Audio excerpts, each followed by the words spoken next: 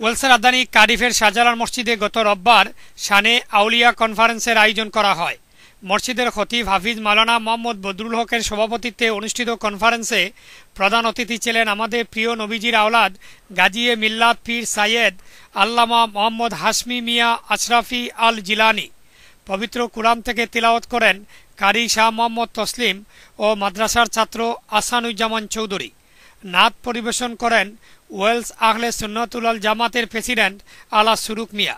কনফারেন্সে মিলাদ পরিচালনা করেন আহলে সুন্নাতুল ওয়াল জামাতের ইউকের সংগঠক মোহাম্মদ মনসুর আলম আশরাফি। প্রধান অতিথি বলেন, অলি আউলিয়া হচ্ছেন আল্লাহর বন্ধু।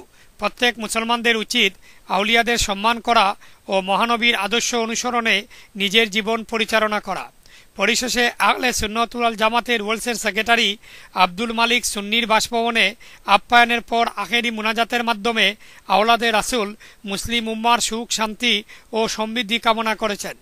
কার্ডিফ থেকে মকিস মনসুর, বাংলা টিভি নিউজ।